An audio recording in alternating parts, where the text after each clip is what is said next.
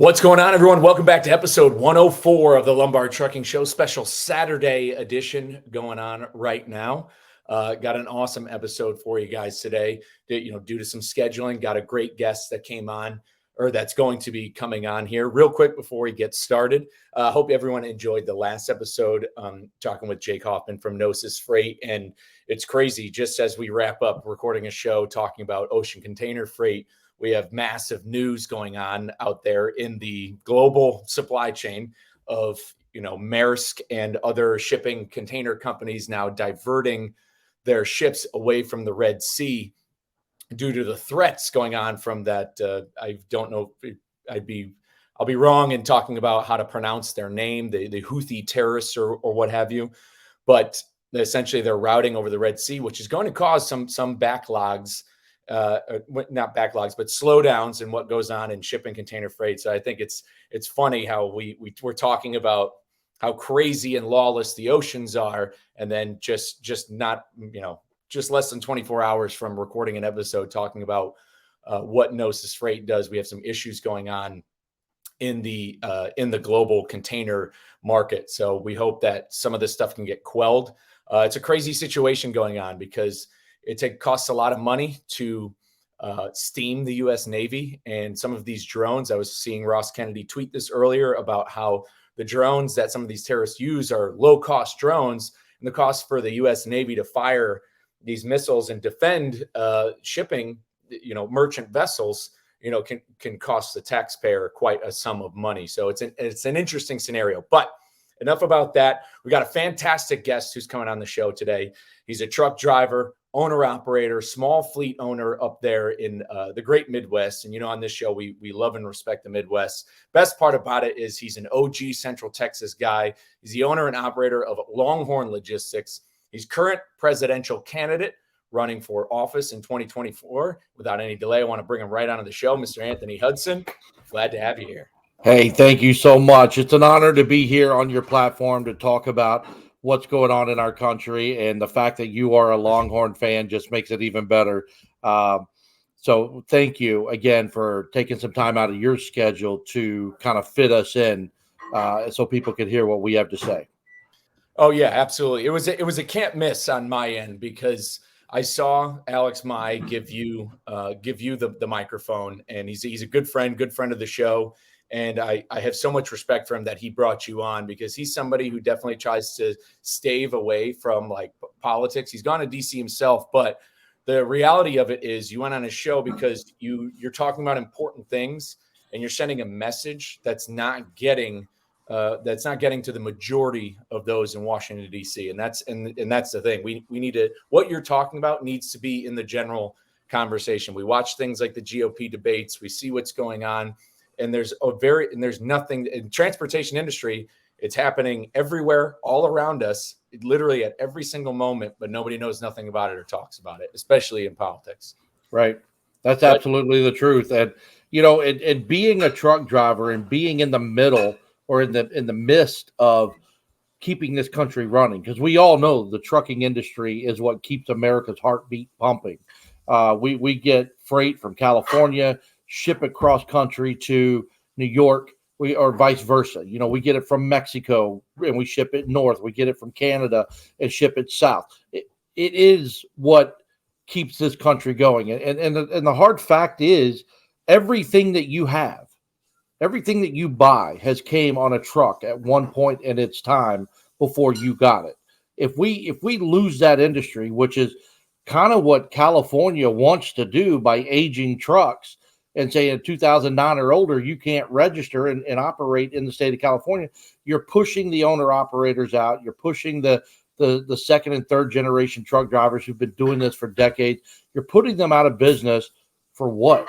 So you can have electric trucks that go 400 miles to a charge and do absolutely nothing for the industry. So we want to fight these restrictions that the federal government has put down. And as I said on Alex's show, I think that the first thing that I do when I become president of the United States is fire the head of the FMCSA and replace her with a truck driver, someone who knows the industry, someone who's been behind the wheel of a truck, someone who's been in traffic and downshift, upshift, downshift, 10% grades, weather elements, four-wheelers passing us on the side of the road. Someone who understands what it takes to be a truck driver, and that's the guy or the girl that can head up the FMCSA and represent the drivers that are on the roads doing the dirty work so everybody else can purchase what they purchase. I think that's the place to start. Absolutely. And we're going to get right into that. Before we get rolling kind of into how we got here today, tell us a little bit about yourself. What's your story? Where are you from? The name of your company's Longhorn Logistics. So you're a Central Texas original, so tell us a little bit about how we got here. Why did you get your CDL? Walk us up to modern day. All right. I'm from Central Texas. I went to high school in a small town called China Spring, right outside of Waco. I played all the sports: football, basketball, baseball, ran track, held several records there that were broken like recently, like 2017, 2018. And I graduated in 96. So they stood their ground for a little while. But my parents were blue collar. My father owned a trucking company, a sand and gravel business. My mom worked at a bank and then later moved to an insurance, Farm Bureau insurance. You're familiar with that down there. And, we didn't always have the nicest things. My birthday's December 2nd. Sometimes I would get a birthday and no Christmas, or I'd get no birthday and a Christmas. Very rarely did I get both. But life was tough. And I was taught how to manage money. I was taught how to be responsible. I was taught to be respectful. You know how Southern hospitality is when you're growing up. Your parents were, strict and determined and disciplined, and that's the way it was. And when I graduated high school, I took the route of becoming a ski instructor in Colorado, Steamboat Springs, Colorado. The summertime, I was a tour guide, and I would offset those. I just rotate skiing, tour guiding, skiing, tour guiding. I did that for a couple of years. And then 9/11 happened. And on 9/13/2001, I joined the Army. And I initially signed up as 77 Whiskey, which was water purification, thinking that would be a good asset to the soldiers behind enemy lines, providing fresh water to the troops. And I got halfway through basic training at Fort Leonard Wood, and I said, that's not it. That's not what I want to do. My father was a truck driver. I have an option to go 88 Mike, learn to get to drive a truck, get my CDL, haul heavy equipment, and be a part of the action should I deploy. And so that's what I did. I got my CDL by means of the United States government. I drove for my 3.5, almost 4 years while I was in the Army. And when I got out, it was already 2005 or coming up on 2005. And the economy started to change a little bit. If you remember back then, 2009, we really kind of hit the floor. The government was bailing out banks. People were filing bankruptcy. People were losing their jobs. There was not much going on. And yet I still did not believe in government. I was just a guy driving a truck. And we made it through that. My kids were born in 2009, 2010. And once we separated, my ex-wife came up here to Michigan, and I followed to be a father to my boys, who are now 15 next month and 13. And moving to Michigan was a great opportunity for me, not just to be a father, but it led me to entrepreneurship. I was able to purchase my trucks and start my own company. And ever since then, life has been okay. It hasn't been great. I still struggle just like everybody else does. I still pay at the pump like you do, like anybody listening to this show does. So, I understand what the problems are in this country, whether it's fuel related, it's grocery related, it's taxes, being overtaxed on everything that we do. I've been to the border 3 times this year for a total of 15 days. I have a firm grip on what's happening at the border. And I feel like I earned the right to say I know what's happening when I pulled the third body out of the Rio Grande River that had drowned right in front of us while we were down there last time. Horrific. And we'll talk about that a little bit later. But leading up to current day, I've been a business owner for 7 years. I still drive today. I get up 4 or 5 o'clock in the morning. Don't come home till 5, 6, sometimes 7 o'clock. Last night it was after 8 o'clock when I got home. And after I'm done with work, I come home, I take care of my family, and then I get right into campaign stuff because people have got to see the relevancy of this campaign, what we stand for, what we believe in, and what we want to do for the American people, not what we want to do for government, because government is the problem. The people need that representation and they need that security that government has their six. And that's exactly what we try to promote and what we want to do. And last year in July, I decided I was going to run for president because too many people are running their mouth and they're talking and complaining and they're not doing anything about it. And I said, well, somebody's got to do it. Why not me? I'm just as good as anybody else. Why not stand up and show the American people that we do have patriotism, we do have loyalty, we do have honor and respect for this country. And if we lead by example, not by luxury, the people will follow. And boy, did they follow. We were accepted by the FEC on August 18th of last year. And from that day till today, 63 million people have now heard my name worldwide, not just in the country, but worldwide. And that's a feat within itself because a year and a half ago, maybe only 50 people knew who I was outside of work. And now we've got 63 million people across our analytics on all platforms. And if you see it in my TikTok pages, you'll see that people are responding from China and South Africa, Australia, Israel, Gaza. People are responding from all over the world to the videos that I'm putting up. Some negativity. It's all right. People are upset. People are hurt. But if we change the way government is run in the United States, we could set an example for the rest of the world. But we, the people, have to want to do that first. And so I represent we, the people, standing up and marching forward against the tyranny and the corruption in Washington, D.C. No, that's well said. So right now, so you're still working. So your trucking company, Longhorn Logistics, you're out of Michigan. What do you guys? So you said you still drive. So what is your company primarily? What are they primarily doing now? You have over the road guys. Is this more of a local kind of gig? No, You're working within Michigan. We're local, and we run the tri-state area: Michigan, Ohio, and Indiana. And we're hauling anything you can think of. We are literally labeled general freight, but we'll haul transmissions, we'll haul motors, we'll haul pallets of dog food for Pet Supply or Pet Plus or whatever. We literally haul anything and everything, LTL basis. So we're out and we're back. I personally average anywhere from 8 to 10, 11 stops a day. But I drive more than anybody else within my company. I'll drive 400 or 500 miles a day just because I'm efficient like that. The purpose is to go to work, get the job done, and come home. But yeah, I mean, it's not hard work. It's repetitive. But like I said in the beginning, when we were talking off stage here, what we do keeps the United States moving forward. We supply everything in this industry. And without even the little bit of work that we do, I could tell that it would hurt the economy in Michigan, Northern Ohio, and Northern Indiana, just based on the products that we deliver. There's a lot of big plants, industrial plants, that depend on the parts that we bring them, that depend on the products that we ship to them so that they can keep their product lines going.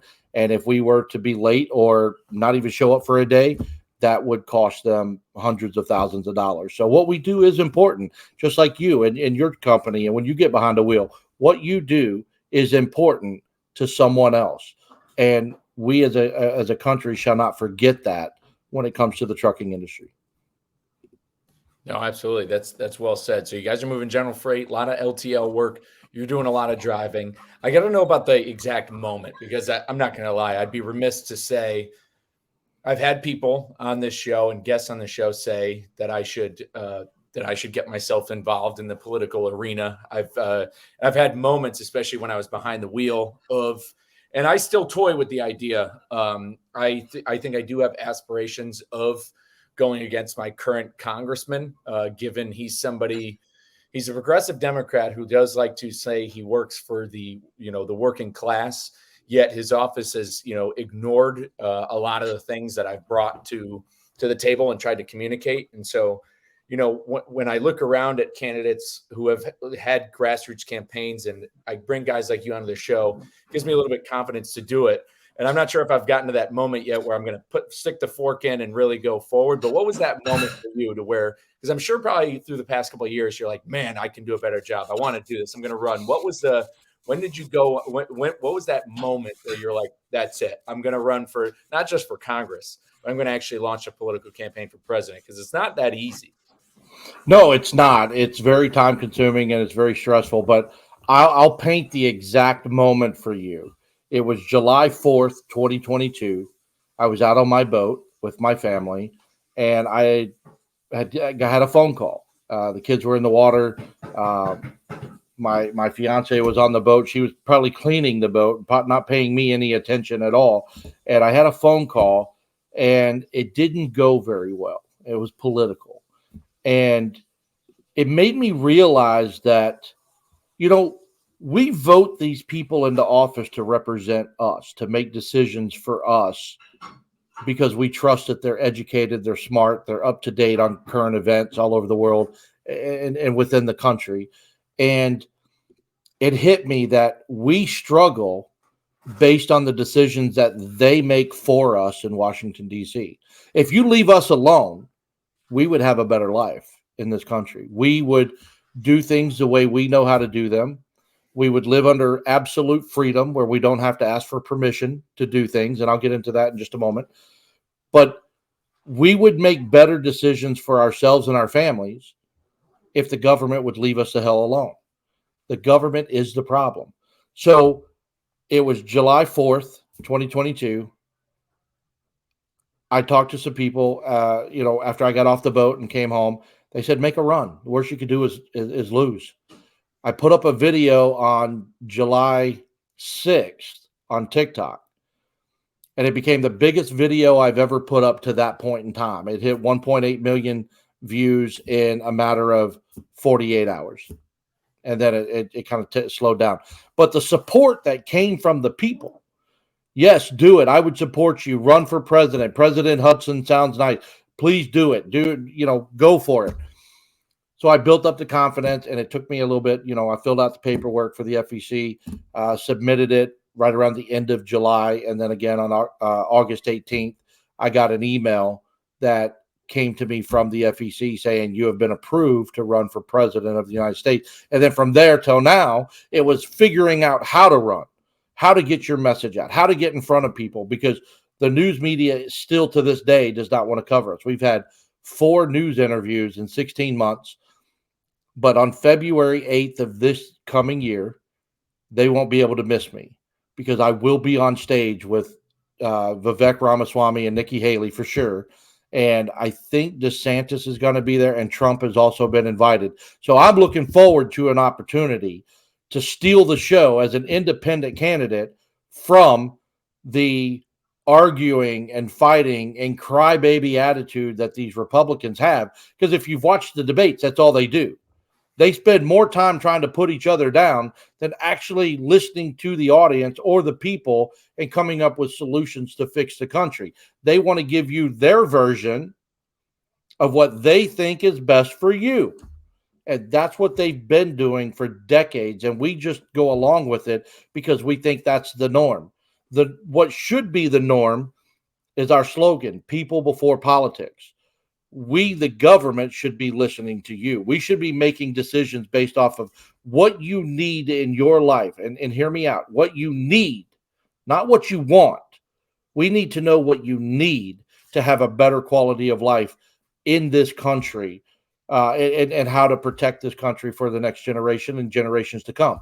If we don't start asking the right questions, we will continue to lose our country year in and year out. And when we talked about freedom a while ago, I'm talking about not having to ask permission to hunt deer during deer season, not having to have a license to fish. There are people in this country that should have a license to procreate, but they can do that whenever they want. But we got to have permission to shoot a deer for survival. And the Constitution allows you that right to hunt and preserve your future. You don't have to ask permission to do these things, but under the socialist socialist agendas that we have in place now, people don't realize how socialist they are. And every one of those programs takes away just a little bit of your freedom. And I'm sorry, but I believe that freedom is all or nothing. You either have 100% freedom or you have no freedom. I might use that. I might use that reference about how you don't need a permit or something to procreate, but you do to hunt, because that's clever. I got another one for you too, if you want to hear it. It's like we should stop spending money advancing artificial intelligence until we can fix natural stupidity. That's my favorite one. Oh, that's definitely going to be said. I'm going to be echoing that for episodes to come, because we do touch on AI and stuff, and I definitely like to go down that road in a moment. But like, let's talk about some of your policies. Number one, I agree with what you're saying. These debates have become theater. All they do on these stages is pick the buzz topics of the culture wars. They want to talk about Ukraine. They want to talk about Israel, the hot topics. They want to talk about the culture wars, all the diversity, everything that actually has nothing to do with somebody's quality of life. Because at the end of the day, as much as people, and this might upset people, but if Ukraine lost tomorrow, nobody in the United States' life would be affected. And I know that sounds in poor taste, because that I just think, like, if the war ended tomorrow and like there was annexed Ukrainian land, nothing would change in the United States. Maybe a few people who have financial things going on in Ukraine would. Same thing within Israel. There's nothing going on, because 100 years ago, when this problem didn't exist in the area of Israel and Palestine, it didn't matter. It really didn't matter. George Washington, when he was president, I'm sure didn't care at all about what the Ottoman Empire was doing at the time. And I definitely agree on those things. But kind of lasering it back to who you are, being a blue collar guy, wanting to be in this office. You mentioned right at the top of the show, one of the first things you do is get rid of the head of the FMCSA. Now I'm saying, so you wouldn't try to dismantle the FMCSA as a whole, but you'd remove the head of the FMCSA, make them somebody who is tenured in the industry, which I think is something people would agree with. But kind of like, let's go one step above that. You said on Alex Mai's show about how when it comes to transportation, it has to do with who's at the head of the DOT. Do you have somebody in mind who would be the Secretary of Transportation? Right now, I do not. I just know it needs to be someone who is sat behind the wheel of a truck. You can't, when in life has anybody just been hired off the street with no managerial experience and given a multi-billion-dollar company and said, here you go, manage it? They usually start them in, they train them up, you get your promotions, and then you move forward from there and you progress, from there. I don't think that the people that are given these titles understand what it's like to be out in the snow in minus 30-degree weather with 25 mile an hour wind, trying to tarp a steel coil. I don't think they understand what that is. I don't think they know what that is. And I feel like the best experience you could get to head up the DOT or the FMCSA is someone who spent 20 years, 25 years behind the wheel, following the guidelines and the restrictions, regulations that we're forced to abide by, which take money away from us. That's the person that will go into those departments and make the appropriate changes so that drivers can start earning money again and not have the government feeding out of their pocket with broker fees or highway tax fees, IFTA fees. I'll get rid of IFTA day one. We don't need it. I don't like IFTA. I don't like the concept of a state gas tax, a federal gas tax, and then for us drivers, we have IFTA on top of the other. I don't agree with it at all. But I think it takes someone that knows the industry, that's done the industry from the road, not a desk, to understand what we go through. And when you have that representation at the head of that office, you will see drivers happier. You'll see drivers making more money. You'll see things like brokers and lumper fees start to kind of fade its way out a little bit and not become a driver's responsibility. Insurance on these trucks, on these policies that we got to have. You'll start to see changes there because we know how expensive insurance is. And for the most part, truck drivers are really safe drivers. How many drivers do you think actually use their policies because they've been in accidents? I don't, as many trucks as I see on a daily basis, a weekly basis, I don't see that many truck accidents. I know they happen. They would be dumb to think they don't. But I haven't had an accident in 9 years. And mine literally was a freak accident of nature, to be honest with you. But I've been driving truck for 20 years now, 22 years, and I've had one accident in that time period, and insurance is still high.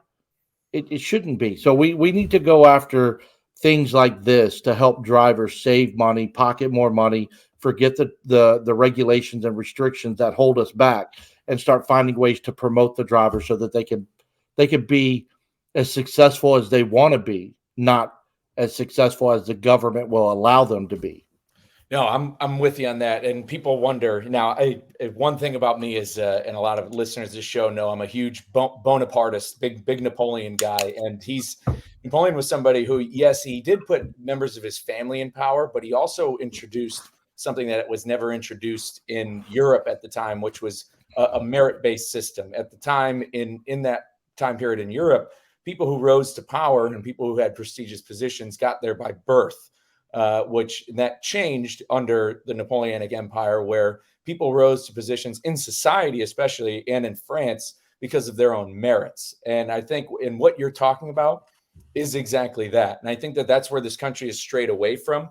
We've had presidents in the past, people like Grant, Ulysses Grant, who is somebody who did come from a very hard scrabbled background and of his own merit rose to become not only be the winning general in a civil war and the winning general of an army that emancipated 4 million people. He also was a 2-term president. We don't have stories like that anymore. And that's one thing that I think is probably the most respectful, is bringing people at these positions that exist, Secretary of Transportation, head of the FMCSA. I don't care if they're a lawyer. I don't care if they have a Yale degree or if their a checking account has 6 digits in it. That to me is nothing. So it's almost a no-brainer in the FMCSA.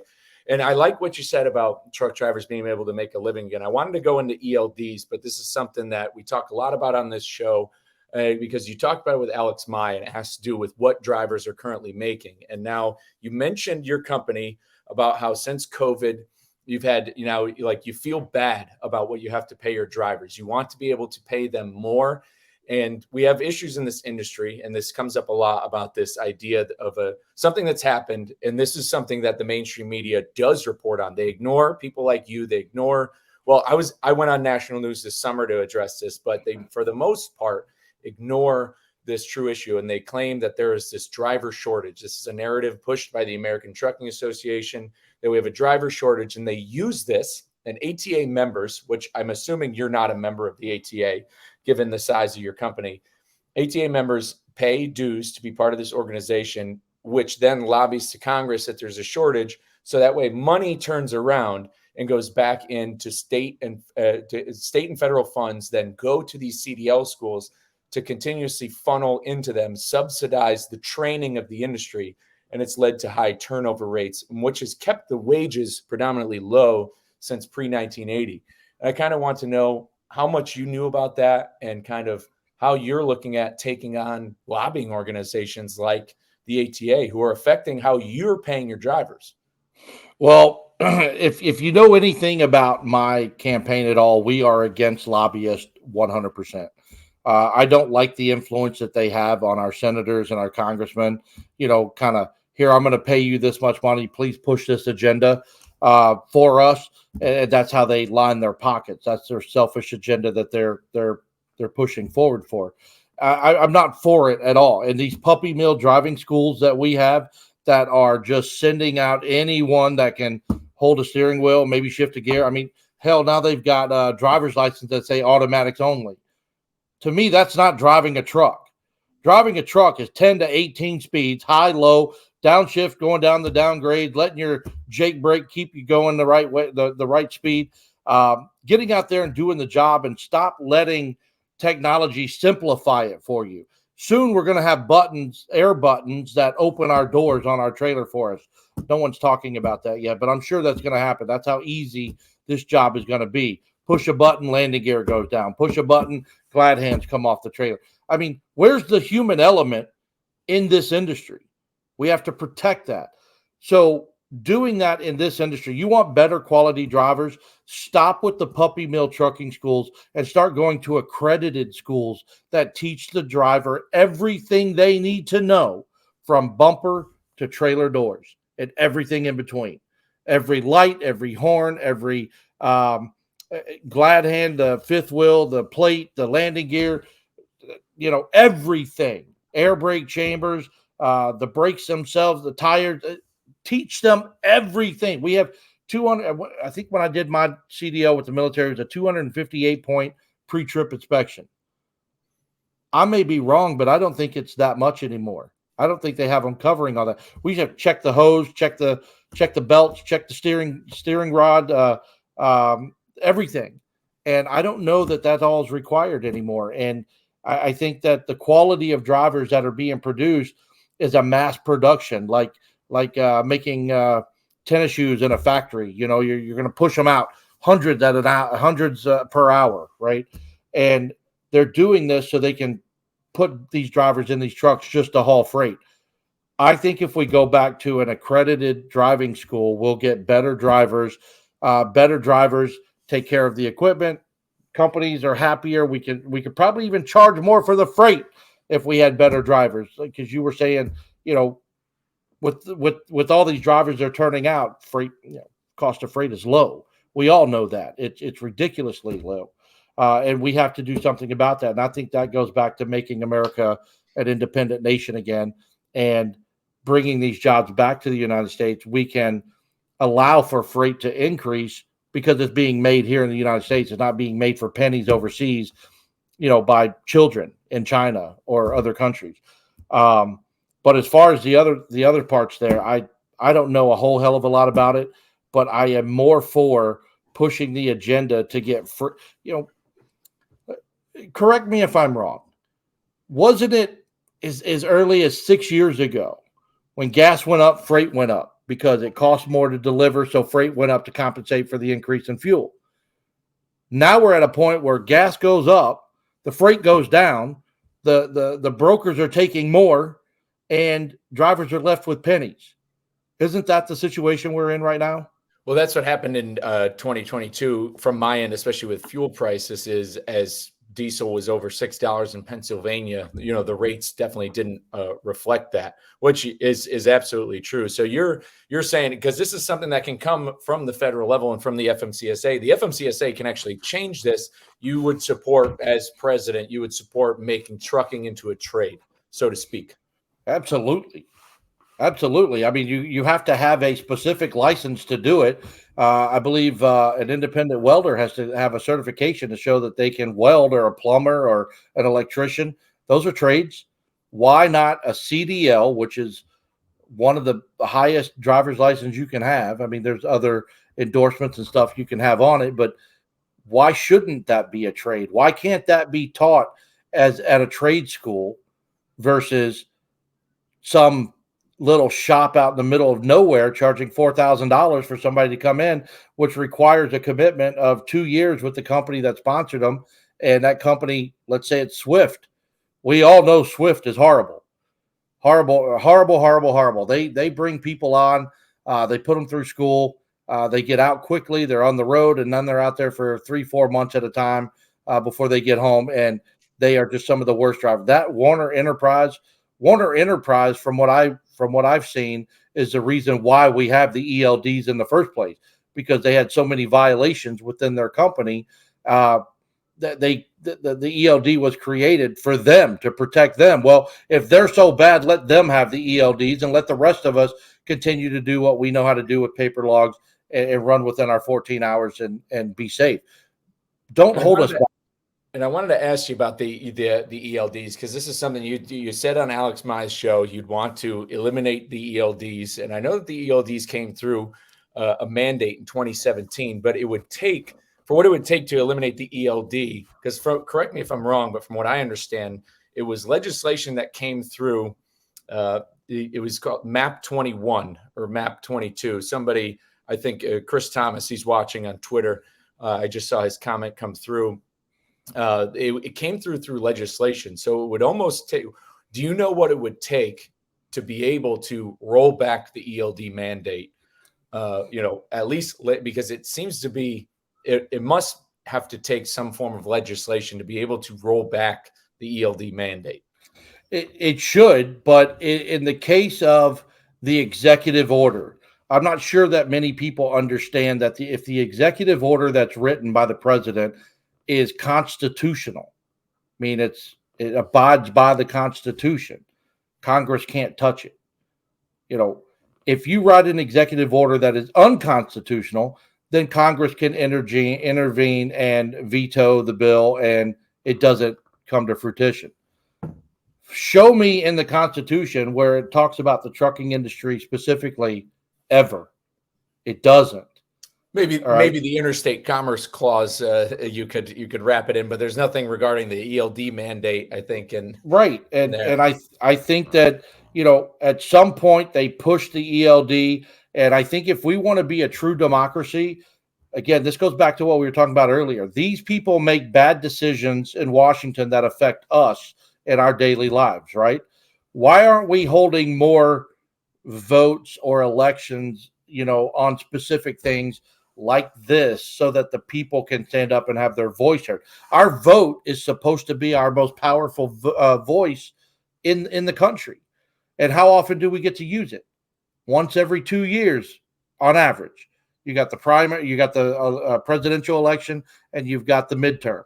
And then you've got local stuff, county mayors, commissioners, and things like that. Why aren't we the people having more of a say when it comes to things like ELDs or even Congress pay raises? They vote for their own pay raise, whether we like it or not. They have the power to pay themselves more with our tax money. Why aren't we creating some sort of a secured app, like a the most secure technology you can come up with? You could download it on your phone, have a retina scanner, thumbprint scanner, what have you, and we can put these issues up to vote for the American people to make a decision. And it doesn't take long. You advertise that this vote's coming up. Those who want to vote can log in and they can cast their vote. And then at the end of the day, we go with majority rule. That's how elections are won, right? A majority rule. That's democracy. Why are we not participating more in the decisions that are being made for us in Congress? And this is something that we in this administration would push for, because we, the people, hold the power. We just, again, don't realize how much power we hold, and we should utilize that power to control our government. And Ronald Reagan said this back in the 80s. He said, we, the people, are the driver, and government is the car. We tell the government what route to go, how fast to go, and how long it's going to take to get there. And he went on to say that the United States Constitution is different from any other constitution in the world because our Constitution allows the people to tell the government what it can and can't do, where other constitutions tell the people what they're allowed to do. And if you heard that correctly, you understand the difference. So if we are in control and we tell the government what they can and can't do, we need to have more of a say. And if we open up that line of communication with the people, people will get involved. People will see how valuable it is to vote. And when they see the outcome going their way, not the government's way, they will essentially be happier. And this ELD is one of those things that we, the people, truck drivers, should be able to vote on as an industry whole, whether we want to keep it or not. I don't like the ELD for several reasons. I don't like a computer telling me when I'm tired that I got to pull over, that I got to do this, that I got to do that. And like I said on Alex's show, I have a particular plant that I roll into that sits on about 1,000 acres. It's a Scott's Lawn Turf. You've heard of Scott's Lawn Care, right? 1,000 acres. You come in, you weigh on the scale, you get out of your truck, you go in, you give them your BOL. They tell you what part of the lot you're going to get loaded. as you stop on that scale, your ELD shuts off, right? It marks you on duty, not driving.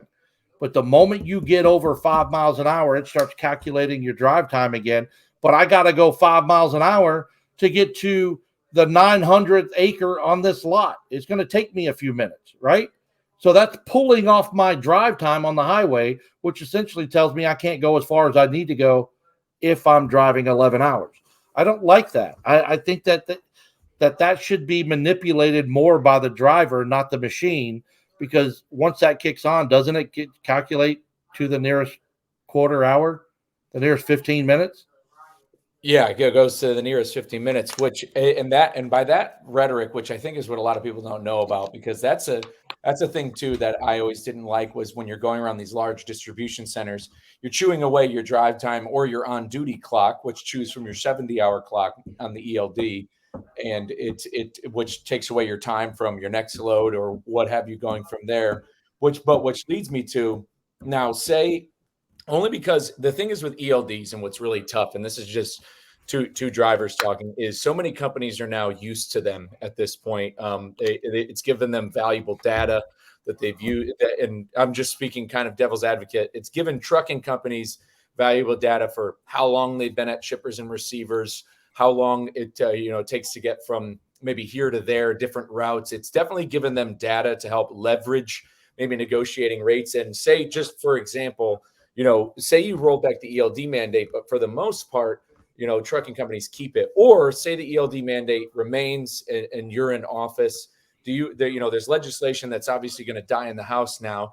You've probably heard about the Guaranteeing Overtime for Truckers Act. Do you believe that drivers should start being paid, for all hours worked? I absolutely do. And, I want to go back to what you're saying with the ELD real quick. At best, we get rid of it. At worst, we make it optional for the company. I think that's fair. That's a compromise. For those companies that don't want to use the ELD, owner operators in particular, they don't have to. They can go back to a paper log if they want. That's just a way to track, where you go from point A to point B and how long it takes you to get there. Cops can determine if you're speeding or, you're driving beyond your 10 hours, whatever, or your 11 hours, whatever. So there needs to be a monitoring system, but I don't think it has to be the ELD. I think there's too many issues, personally, my opinion, and I'm still entitled to my personal opinion versus my political opinion. Personally, I just don't like it. As far as drivers getting paid for the hours they work, I love it. I love it. I've put in legislation already that states any overtime and bonus checks that you get under my administration will be tax exempt. How many times do we get sign-on bonuses that are tagged? We get a sign-on bonus for $1,500. Let's say you get $10,000, and after 30 days they give you $1,500, and it starts increasing until you get your 10 grand. They tax the hell out of it every single time. That's my bonus for coming to work for you, but the government is getting 48% of that bonus. That means nothing to me. I get $5,000 out of 10, or $5,800 out of 10,000. What if you work? What if you work at Walmart and they give you a $300 Christmas bonus and you go home with $156? You just kind of feel like it's useless. What are you going to do with $156 in today's economy versus what you can do with a full 300? If you work 70 hours a week and you're getting time and a half, the purpose of the time and a half is to pay you for being away from home longer, being away from your family more, being available on the weekends or holidays or a birthday or an anniversary. They're paying you to be there longer, but the government comes in and takes more in a tax bracket. They bump you up anywhere from 36 to 48%, that they're taking half of your overtime, which is more than your straight hourly pay. So you get time and a half, and then you get taxed at 48%. That's 50% of 1.5. That's 0.75 of your paycheck. No, it's absolutely it's usury to the highest extent. It's another way of stealing money from drivers. Kind of stemming on from that. That's good to know that you support legislation like the Guaranteeing Overtime for Truckers Act. This is something a lot of the thing is, this industry is fractured, and I kind of want to we'll get back to that later on, because I think, and I've said it on the show, that transportation is one of the most unifying things in the industry, because it's so bipartisan, and you're running as a nonpartisan candidate. There's nothing political really about transportation. It's either, there's no way you can box somebody into being a Republican or a Democrat or a progressive or a communist or something when it comes to supporting the trucking industry. And that's what's especially great about your campaign. And I want to go back to that, but I kind of want to still stick with some of the policies, because this one's huge. You mentioned earlier about bringing manufacturing back to the U.S., and we're starting to see some nearshoring that's going to start happen, and that's linked to the Trump administration. I think that the kind of restructuring of NAFTA, which is bringing a lot of stuff back, into Mexico for production, which is going to ramp up transportation, and kind of, the neighbors kind of getting a raise, which is always great. And there's new bridges being built down in Laredo, but we have an issue at the border. And, me personally, and I've said this very openly, I think the border right now, like if I was president, I'd close the border tomorrow. We have to, and it needs a complete overhaul. There's nothing political about that. There have been IEDs found there. I've spoken to somebody in the Texas National Guard who has spoken about when they interrogate coyotes, how there's no middleman. They can't track down. They separate. The cartels are separating families. Like when they talk about kids in cages and stuff like that. The thing is, the families that are being separated are families that cartels already separated. So there's nothing political about saying we need to close the border. It needs to be overhauled immediately. You've mentioned the border. It's on your website. What are some of your policies regarding the border, especially how it's going to impact trade in the next few years? Right. Well, so first off, I've taken 3 separate trips to the border this year. That's more than any other candidate running for this office. They've all been there at least once. I've spent 15 days at our southern border, 10 days in Eagle Pass, Texas, 2 trips, 5 days, and then a 5-day trip to Yuma, Arizona, because I need to see a different landscape, a different geographic location, because there is no river in Yuma. It used to be the Colorado River, and then the United States worked out a deal with Mexico to redivert the direction of the Colorado River, so it actually turns and goes through Mexico out of the Grand Canyon. It comes down to Arizona and into Mexico. So there is a dry riverbank or desert bed that has a barbed wire fence right in the middle of it. You literally walk up to that barbed wire fence, come through it, come over it, cut it, walk around it, whatever, and you're in the United States of America. Eagle Pass, Texas is a little bit different because you have the Rio Grande. It does have the undercurrents. It's moving swiftly at times, especially after rain. And when Title 42 expired, I was standing toe-to-toe with the Rio Grande River. I had 11 armed agents behind me, and I was concerned for my livelihood when I looked out across the Rio Grande into Mexico and saw what appeared to be anywhere from 5,000 to 7,000 people standing there in the dark, waiting to cross into the United States.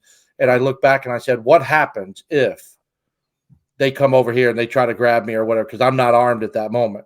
They said, we've been given orders to shoot to kill if anyone touches you while you're standing here. And I said, okay, I feel a little better because I have our military standing behind me as well as my security detail.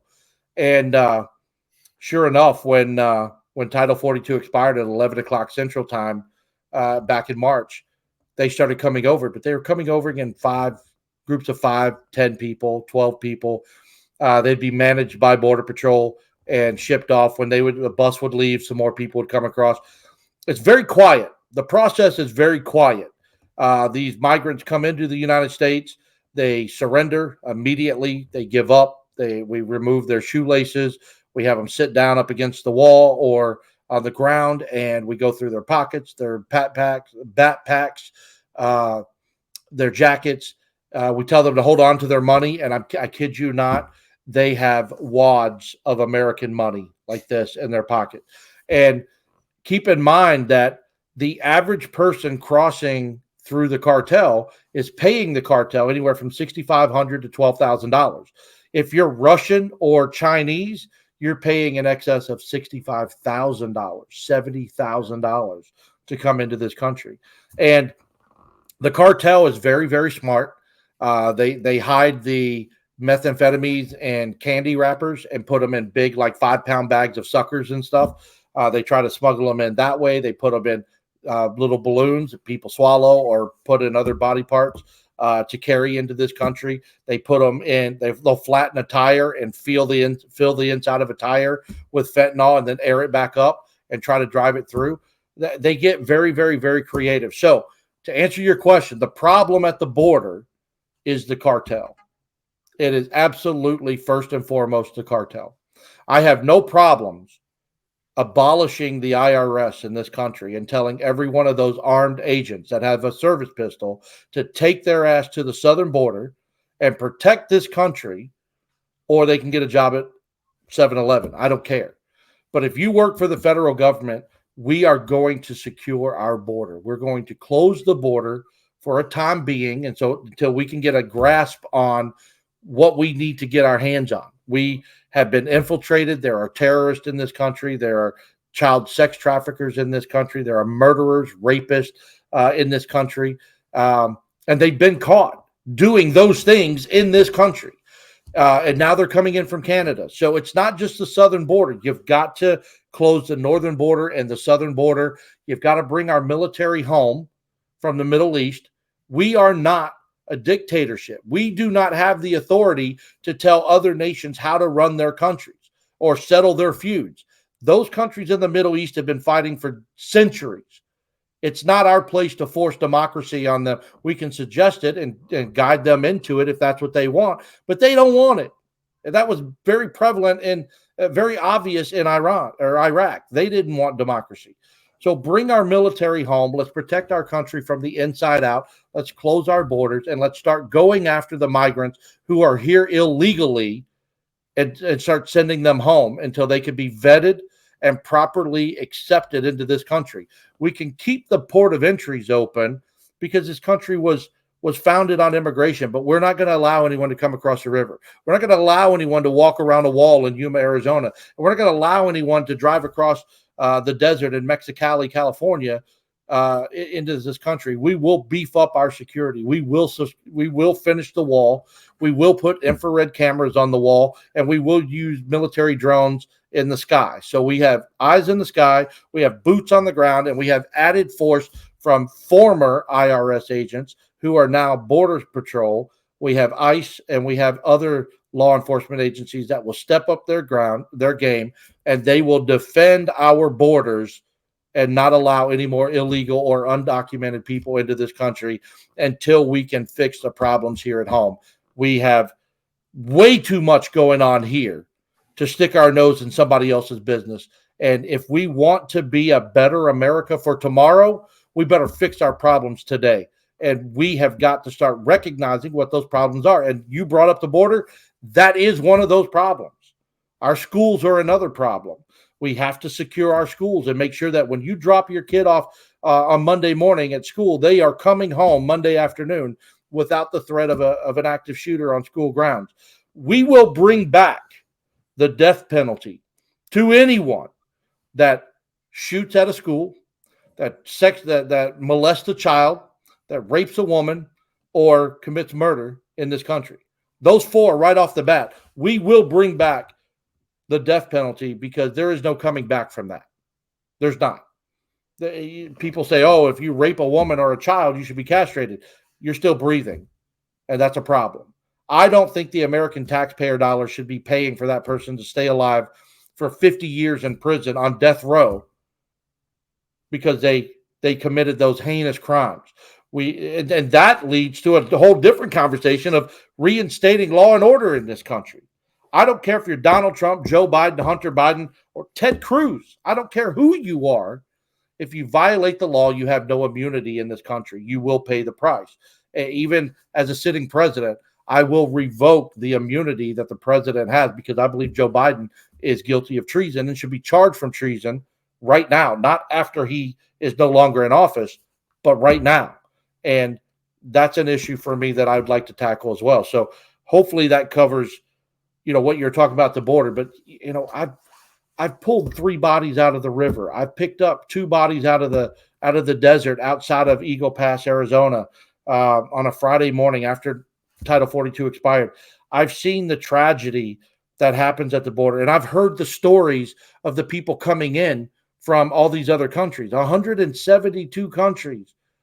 And now we're worried about Hamas and Hezbollah coming in through the southern border. We're worried about Iranians coming in through the southern border, Russians that are tied to the military, or the Chinese that come in here and want to create havoc at some point in time, like 9/11. And we need to be able to beef up our security at home and prevent that from happening. And we have to do it from the inside out. Yeah, I think border security should be a top concern. I think a lot of the other things, opinions you got and policies you've got regarding molesters and rapists, I think a lot of people would agree with you. It definitely that's a lot, because you're looking at federal and state crimes. So it's always tough to tackle those issues, being either a federal or state charge, or who charges those people. But it's good to always get those out, because that way people can read a little bit more about your character, because these aren't conversations that they're having at the debates. They're having conversations about, Ukraine and Israel and, other culture war, very buzzword, hot topic stuff. But border security is top. And I think one of the biggest issues that's happening at the border is, politicians, senators and congressmen who live in places like New York and Connecticut, where I'm from. And, one of my old senators, Senator Murphy, he likes to talk about the border a lot. And it's really easy to talk about the border of the United States when you don't live near it. And so that's where the biggest problem is.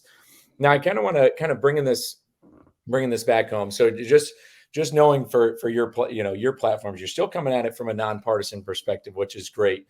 You want to get rid of ELDs. The head of the FMCSA needs to be somebody who's worked in transportation, especially should have been a driver, so to speak.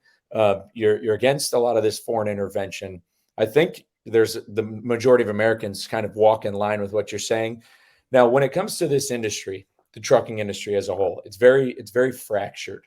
When it comes to, there's an old saying about how, two drivers couldn't agree on a free cup of coffee. Kind of what's your, I guess, and this is just me asking you as another driver, how do we, because the thing is, when it comes to truck drivers, is there's 3 to 4 million drivers at any given time, especially working over the road, but not including box truck drivers, school bus drivers, everything like that. It's the number one job for high school educated males in all 50 states. In a lot of states, it's the most common job, so to speak. That's a lot of voters out there, number one. And number two, how do you get their votes, and how do you look to unify the trucking industry as a whole? Because a lot of the issues we face with driver pay, things going on, people's issues and, disdain for brokerages, a lot of this stuff comes from the industry being so fractured.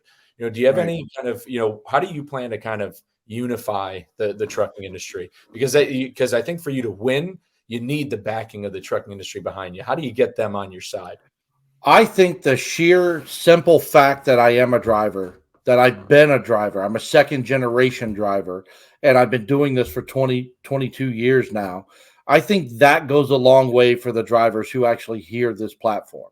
They're like, wow, we have someone from our own running for president of the United States. I need to support that guy, because that guy knows how to fix our industry. It'd be like having an electrician go in and fix the electrical, industry, or a garbage man going in and fixing how the logistics work for picking up trash, or on what days, or what have you.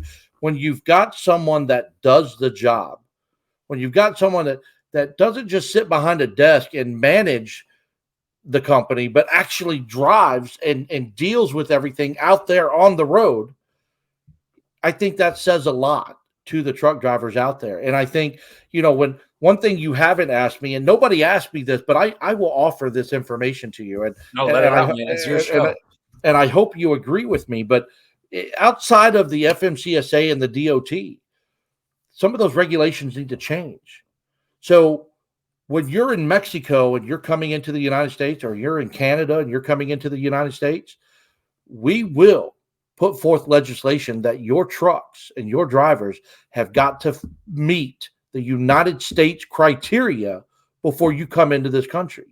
There are far too many times that an overloaded truck will come in out of Mexico with a non-English speaking driver, has no idea our street laws, and comes in and causes an accident and kills several American people. No longer will that be a situation. They will have to speak English. They will have to abide by our laws, our weight limits, our truck regulations. If you've got an air leak, you're going to be put out of service. If it's on a brake line, you're going to be put out of service and treated just like an American driver. If your trucks don't meet regulations at the port of entry, the United States Customs will turn you around and send you back and not let you into this country at that point. And I think that goes a long way, because in California and Arizona, it's a problem. I live not far from Detroit, and I see a lot of these truck drivers coming in from Toronto that I don't even know how they get through Canada, and they're allowed to come in the United States, and I can mark the violations on their trucks: mud flaps missing, tail lights not working, brake lights out, clearance lights out. Who knows what else is going on? But if your truck does not meet the criteria of the United States DOT or the FMCSA, you will be turned around or put out of service on the spot, not allowed in this country. And I don't care what that means for the outgoing company, Mexico or Canada. Follow our laws or don't come here. It's the same as immigration. You want to come into this country, you do it the right way. You do it our way, or you can stay on your side of the border and cry about it. I don't care. No, there's definitely an issue with cross-border drivers. A listener of the show reached out to me not too long ago about a gentleman who's a Portuguese national who carries a Mexican CDL, and he ran into this guy up in I believe either Wyoming, somewhere up in the Northwest. And so he's from Portugal, has a Mexican CDL, and he was driving within the United States for a carrier that was leased on to Super Ego, which Super Ego is a company that's run by a crime syndicate, essentially. And they're big. I'm sure you've probably seen or heard of Super Ego. They're this outfit that runs heavily off of like lease purchases and leased owner operator models, that runs, essential scam. There's an entire Facebook page talking about scamming it. And this guy was driving for a company that was leased on to Super Ego. And he's not even a Mexican national. He's a Portuguese national with a Mexican CDL driving the United States for less than $400 a week, essentially. Wow. Like that. There's a lot of that going on, a lot more of that type of indentured servitude that's going on than I think people realize that's going on in the U.S. When it comes to safety on the trucks you mentioned crossing the border, that's one of the biggest issues, I think, with the FMCSA is they have safety in their name, yet at any given time, the amount of carriers who are operating, cross-border and within the United States aren't within regulations. A lot of that has to do with the cost of running. Maintenance is one of the first things to go. And when it comes to maintenance, you mentioned this on Alex, my show, and this as a fleet owner, the cost of maintenance is getting really high. You guys are talking about DEF and after treatment systems. And this is always a hot topic because the truth is, when it comes to these after treatment systems, and I like how you mentioned this and this, because in Europe, they manufacture their diesel engines differently when it comes to cleaning the emissions that run through it. And they're actually a little bit more fuel efficient on their diesel as it gets cleaned. They have a lot more cars that will run on diesel. And that's one of the biggest things that's what will take a trucker or a motor carrier out of business is the maintenance. And so I wanted you to touch on that when it comes to the regulations in California, the push for these electronic trucks, which I think are very unfeasible as well. But essentially, how do we tackle what California is trying to do with these kind of regulations going on with their emissions and what they're trying to do? Because a lot of it has nothing to do with the environment, because at the end of the day, these trucks eventually will go to Mexico, or we ship them to Africa, or we ship them to the Middle East. We end up exporting these trucks and they rip the after treatments out anyway. So all we do with our pollution here in the US, we export our pollution is what we do. For all the green energy initiatives here, we just export it out. So what do we do here to how do we talk to legacy, how are you kind of as president going to talk to legacy carriers and affect this kind of change to either go towards some sort of diesel electric hybrid, or we work to change in these engines? Because this is something you bring up with diesel exhaust fluid. These after treatment systems are not are killing small business. They are. Well, like I said on Alex's show, I had an injector go out on my DEF system. It cost me $1,200 to replace the sensor, not the injector, the sensor. But it didn't cost me just $1,200 for the sensor to be replaced. It cost me 9 weeks, 10 weeks of renting a truck from Penske because the parts were on back order. You couldn't get them anywhere. And I was paying $1,100 a week to rent a truck to continue to make money for my business. But I was paying $1,100 a week for the truck plus 7 cents a mile, 8 cents a mile. I had to pay for the part, the labor, all that. Altogether, crap ton of money just for one sensor. And if I didn't rent the other truck, I would have been out of business because I'd have never been able to fix my truck. Europe, it's very simple. The United States needs to stop walking around like we're the biggest bully on the block. It's okay to accept the fact that somebody else does something better than we do. We're not going to be the best at everything. Europe literally cleans the diesel one more step than what the United States does. And that one extra step has an equivalency of a DEF system. It's like the United States says, we're going to go 1 through 7 out of 8 steps. We're going to go 1 through 7 and create a DEF system to make up for that 8th step. While Germany's sitting over there going, well, we're going to go the extra step. We're going to go all 8 steps, and our diesel's going to burn more clean than your DEF systems in the United States of America. And that's exactly what's happening. So there are ways that we can clean up the emissions that are coming out of our trucks. We can clean it one more step. We can go the extra mile and do what we're supposed to do to clean the diesel, same as Germany. But then there's also additives that you can literally pour. Remember the STP bottles that you put in your car to get better gas mileage or to clean out your injectors and things like that? Those are additives, right? We can have additives that will go through the system and clean it out per tank of fuel that are literally a few dollars. You know, we can do that just like we do with a car. The problem is the United States thinks that they're the best at everything and we got to one up somebody. So we're going to create the technology of the DEF system to prevent us from spending the money of going the extra mile to clean the fuel. Spend the money, go the extra mile. When I talk about stop wasteful spending in the United States, you know, all around the world, I mean cutting off the world completely. And some people are going to say that's asinine. That's absolutely stupid. No, you started the show talking about the ships that are being attacked in the Red Sea.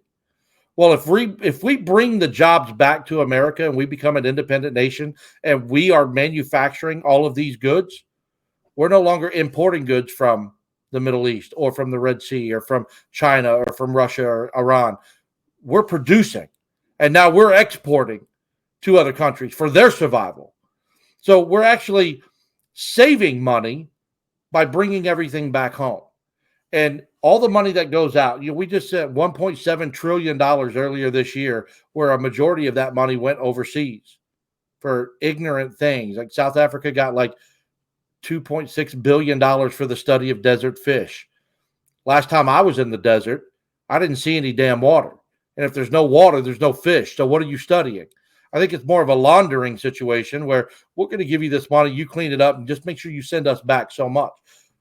We're going to stop the wasteful spending, and we're going to redirect or incentivize the government to spend that money, reprioritize that money right here in the United States of America, building the infrastructure, making our grid more sufficient for all these electric cars that seem to be popping up everywhere, and everything that, you know, turning electric. I know my house will lose power every once in a while for no reason, for like an hour, just so they can save energy to help somewhere else. I don't know what's going on with this, but that's proof that our grid isn't strong enough. We need to reprioritize our money and put it back where we need it. And refining, we need to open more refineries in this country. We closed 3 of them during COVID. We need to reopen those refineries. We need to bring them back to a modern state-of-the-art type of refinery that can handle the capacity of the oil that we are going to extract from the world. We do all these things, and we can add those those additives to the process much cheaper. And then drivers don't have to worry about the added expense of the DEF system, which, in my opinion, goes out more so than not. I know a lot of drivers that have had problems with DEF. I pulled up the other day and I got fuel. What was it? It was $3.69. First time I paid under $4 for a gallon of diesel in 3 or 4 years. And I pumped my DEF and I looked over. My DEF was $4.60. I'm like, are you kidding me? So what I save in fuel, I'm now putting right back into the DEF. And my fuel, I think I topped off at $465 for diesel. And I added another $57 in DEF. And I didn't save anything. And as it gets colder here in Michigan, you'll burn a tank of DEF per tank of fuel. So you'll fill them both up every time. But in the summertime, I fill up my diesel tanks and I'll get DEF maybe every third or fourth fill up. I haven't quite figured out why that is or how that works like that, but it's a thing. And that's something, I'll be honest with you. I'm a truck driver. I don't have the answers for everything. If I don't know something, I'm going to tell you I don't know. But what we're good at is asking the people, asking the truck drivers, what is it that you need? Remember, we talked about this earlier. Not what do you want? I could care less what you want. I want to know what you need to make you happier. And for a lot of us, it's lower fuel cost, higher freight cost, higher payouts, less money to the brokers. And what's with these lumper fees? I paid $270 the other day to have somebody offload 5 pallets of my truck. And I went back to my contractor and said, you're going to pay me back for this? Or next time I will bring the freight back to your facility and I will not deliver it. I don't go to work to lose money. And when more people stand up with that mentality, we can make change. Because why?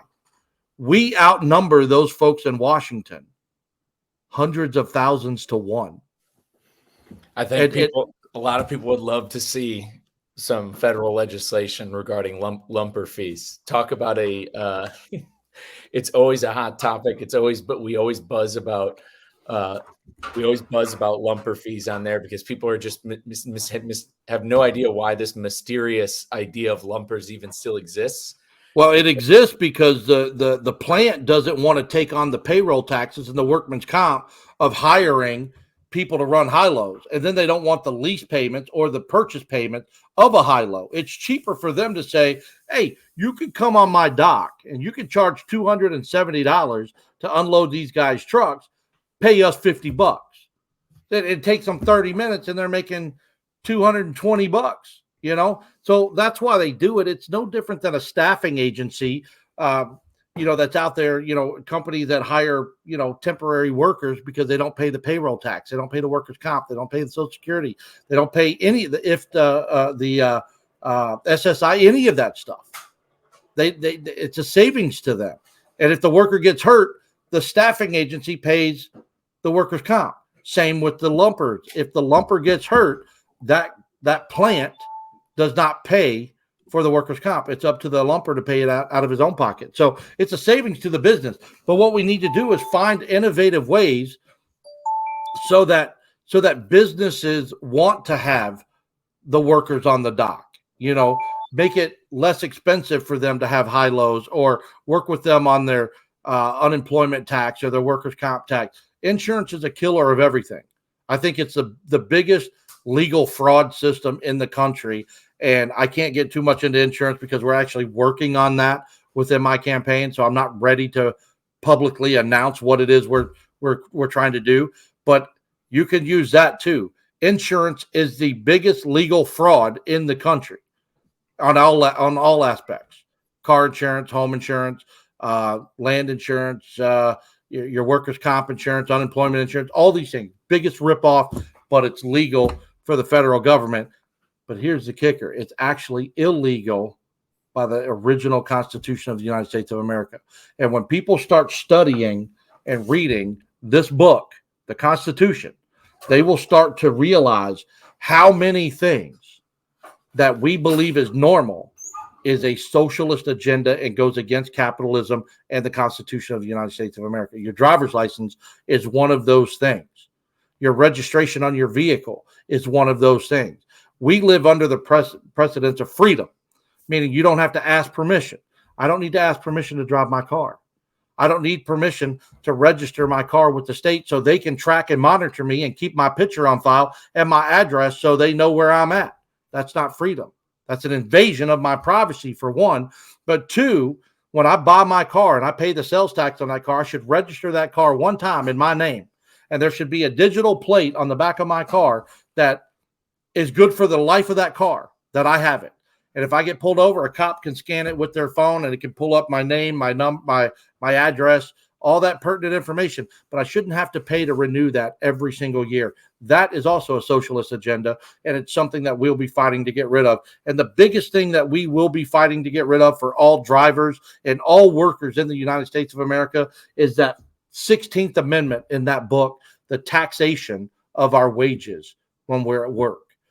There is no true legislation written that gives them permission to do that. We have a political amendment that politicians threw in there to protect them because they get paid off our tax dollars. So when we fight that, when we stand up and go to the Supreme Court or the federal court and say, listen, show me the legislation, if they can't, the 16th Amendment will be abolished and people will keep 100% of their paycheck and only pay taxes on their sales tax wherever they go out there in the real world, because we do have to have taxes to pay for our government. No matter what you say or how small we shrink our government, we have got to have the funding to pay for it.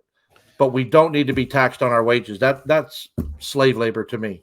It is from a moral argument. Yeah, in theory, there's a percentage of how much you work that's technically being done for free or for in service to somebody, not being compensated. Now, just based on your rhetoric, I'm curious because I want to get into your winning strategy. You're running as a nonpartisan candidate. The rhetoric you're using, what stopped you from running with the Libertarian Party, or at least trying to have the backing of the, because you tout some of their narratives. I have my own kind of disdain for how the Libertarian Party runs as well, which it's funny because so does every libertarian, but they do have financial backing. They do end up, Gary Johnson was on national news, was always in national media.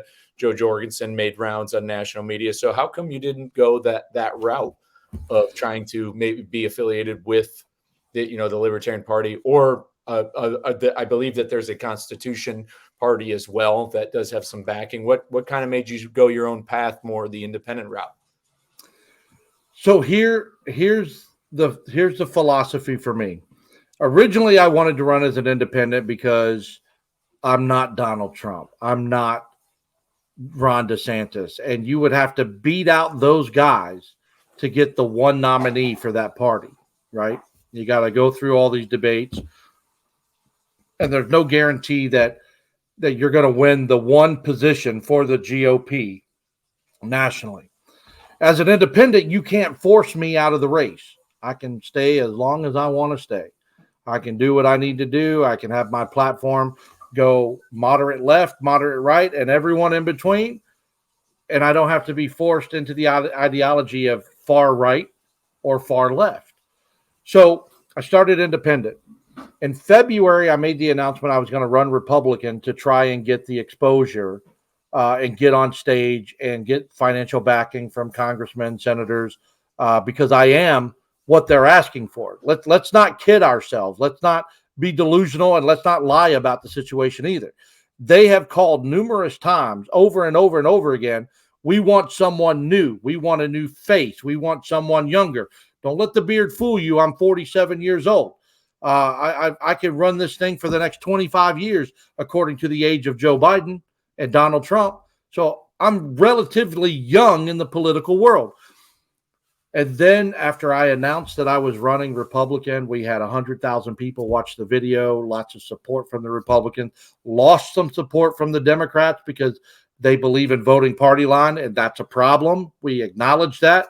And then in June or July, the Republican Party come out and said, if you don't have 40,000 donors, you will not qualify to be on the stage. That's unconstitutional. Nowhere does it say that you got to have that. The federal government elected to approve my application to allow me to run for president, and the Republican Party is saying, you can run, but we're not going to listen to anything you got to say if you don't have 40,000 followers. So I immediately, when that was passed, and this was the first year they've done that, when that was passed, I dropped the Republican, went back to independent.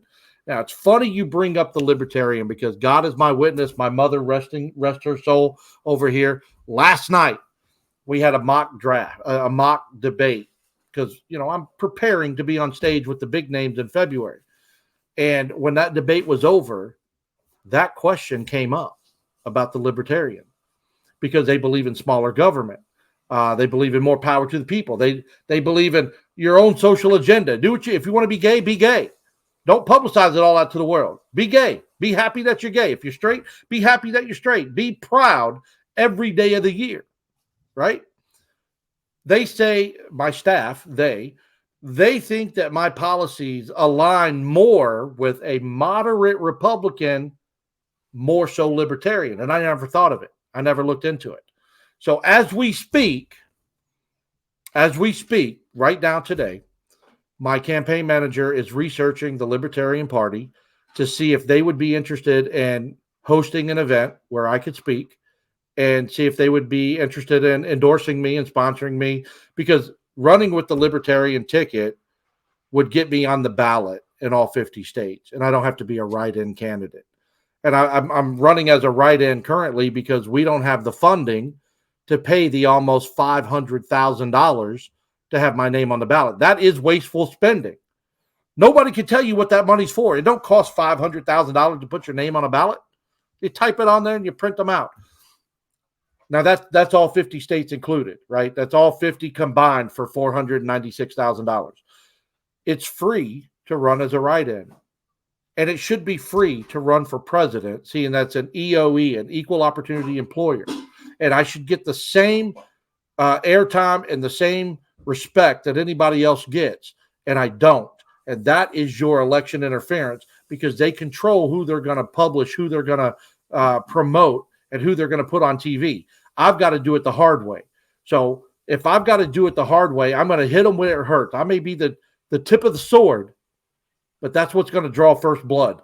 And that means going after our truckers, our construction workers, our plumbers, our electricians, our bankers, and everyone else who works in the grassroots sector of this country. The 99% of the people that bust their ass and work to take care of their family and still don't have enough at the end of the week, those are the people I'm coming after. Those are the people I want to send $1 to our campaign. $1. If you have 100 million people send $1, I could blow Trump's campaign out of the water. But I don't need $100 million. You give me $2 million, $3 million, I could run a successful campaign. And I'll tell you that because I've been through 27 states this year. 27 states. I've flown 22,000 miles in the air. I've spent $8,700. $8,700. This is lean. This is content that I think if you haven't put that on TikTok yet, I think because that's the thing. People, when it comes to elections, I do agree that they're very gate kept. I don't get these rules. Ballot access should be a lot easier. That's the thing. It's easy. The barrier of entry to be more involved politically is far too high for what I believe that the Constitution was written for. And I'm a firm believer that I think especially something like the House of Representatives should have real representatives in it. I don't think that it should be comprised of lawyers and CEOs of multi-million-dollar companies, whatever. I think the House of Representatives should be people who actually have real jobs, who actually contribute to the economy and stuff like the truckers instead. So I agree with you there, but that's interesting how you've been to 27 states. I think that's one of the most powerful things you've said is that you've been to 27 states and you spent less than $9,000. And that's airfare, that's hotel, that's car rental, that's me driving my personal vehicle. It's not how I get to the border to do the job at the border. It's what I do when I get there. So when at the time, Kevin Duncan, who was my campaign manager, now my VP candidate, when we went to Eagle Pass, Texas, we took the crappiest flight that we could find. I think it was $360 to fly from Detroit to Austin, and I think it was another almost $400 for him. And those were the cheap flights. And we got a compact car. I'm 6'2", 250. He's about 6'1", 205. I mean, in a compact car, driving 4.5 hours to Eagle Pass. And then when we get to Eagle Pass, we're staying at a 2-star hotel. You know why? Because we weren't at the hotel that often. We get up at 6 a.m. We'd be at the border. We'd be riding around getting the scoop of what's going on. We'd be talking to people, interviewing people, meeting people in the town that sit on the board, or the city manager and the sheriff and all these important people down there. And then at night, we would literally sit in the dark and watch the cartel bring people to the river. And we wouldn't get back to the hotel till about 3 o'clock in the morning. Take a shower, take a nap, right back up at 6 a.m. Why would I spend $250 a night for 3 hours a night in a hotel, or 3 hours early in the morning in a hotel? We just took a place where we could take a shower, throw our stuff on the bed, and have a place to go if we needed to go there. We did the same thing in Yuma, Arizona. When I went to New Jersey and New York this year, I was flown out by a radio station who unrolled the red carpet for us and put us up in a nice hotel and drove us wherever we needed to go. We utilized that resource. I drove my truck to Iowa, hitting Chicago or Illinois, Wisconsin, and Iowa. Drove out there for a county fair to have a booth in the fair. Came back. Drove to Mississippi, hitting up states like Ohio and Kentucky and Tennessee and Mississippi. And then tornado hit Little Rock, Arkansas the next day, and we drove over to Arkansas. And there's pictures of me on the roof with a chainsaw cutting trees down. There's pictures of me carrying 250-pound logs to the road, helping the people. There's pictures of me handing out food and water and resources, supplies to help these people get over the tragedy where they just lost everything. In Kentucky last year, they flooded out in Hazard County, Kentucky. I was there for 4 days, helping 1,000, 1,200 people, spending less than $1,000.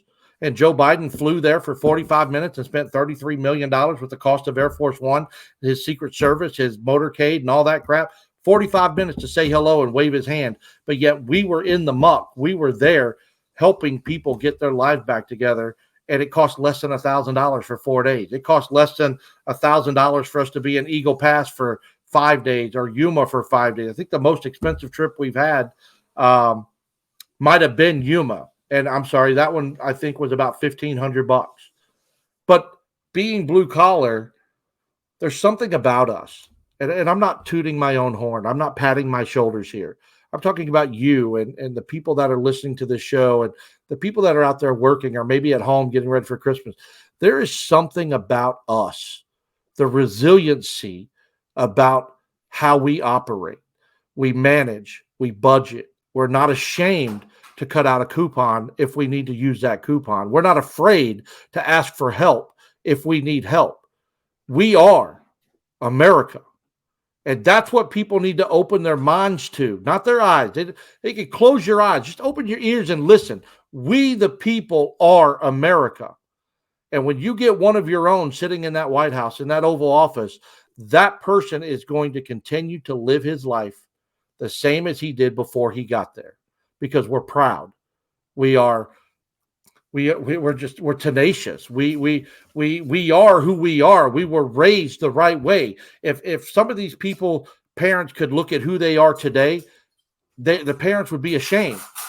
You're a white woman, but you're identifying as an African American woman, or you're a perfectly healthy male, but you're identifying as a handicapped amputee. We got fur babies walking around. We've got people thinking that the border is not open. It's like, what is wrong with people? And it's going to take someone that has that common sense, that has that integrity to stand up and voice the truth, no matter how hard it is or how mean it may sound. The truth is the truth. And if the truth brings a tear, that's better than a lie that brings a smile. My mom used to tell me that. That's an actual quote from the 34th Street, the Christmas movie with the little girl. My mom used to tell me that as a kid, and it makes more sense now that I would rather tell you the truth and rip the Band-Aid off than just kind of carry you along under misguided information just to make you feel better. So that's who we are. That's who Anthony Hudson and Kevin Duncan are. We are you. We are your voice in Washington. We are America, and we aim to give this country back to you, the people, as it should be, written by our founding forefathers and the blueprint called the United States Constitution.